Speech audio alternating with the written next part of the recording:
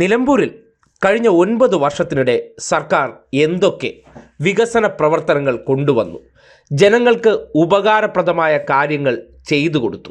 ഇതാണല്ലോ ഒരു ഉപതെരഞ്ഞെടുപ്പ് കാലഘട്ടത്തിൽ പ്രധാനമായി ചർച്ചയാകേണ്ടത്. സ്വാഭാവികമായിട്ടും ഈ സന്ദർഭത്തിൽ ഇടതുപക്ഷ പ്രതിനിധികളോ ഇടതുപക്ഷത്തിൻ്റെ ഭാഗമായിട്ടുള്ള മന്ത്രിമാരോ മുഖ്യമന്ത്രിയോ ഇതിനെക്കുറിച്ച് പറഞ്ഞാൽ അത് അവർ അവകാശവാദങ്ങളാണെന്ന് പറയാം. എന്നാൽ കഴിഞ്ഞ 9 വർഷം MLA ആയിരുന്ന, എന്നാൽ കയ്യിലിരിപ്പ് കൊണ്ട് ആ സ്ഥാനവും നഷ്ടപ്പെട്ട് ഗതികിട്ടാതെ അലയുന്ന രാഷ്ട്രീയ പ്രേതമായിട്ടുള്ള അമ്പൂക്ക ഇന്നലകളിൽ തൻ്റെ മണ്ഡലത്തിൽ നടന്ന വികസന പ്രവർത്തനങ്ങളെക്കുറിച്ച് വാചാലമായിരുന്നത് ഒന്ന് ഓർക്കേണ്ട സന്ദർഭമല്ലേ?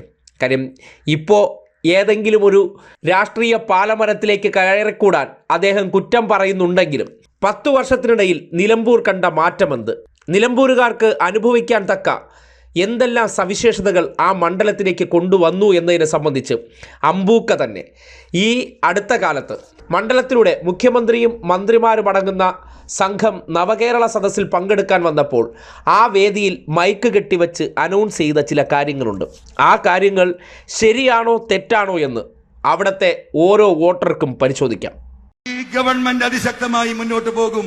നിലമ്പൂരിലെ ജനങ്ങൾ ഈ ഗവൺമെന്റിനോട് കടപ്പെട്ടിരിക്കുന്നു.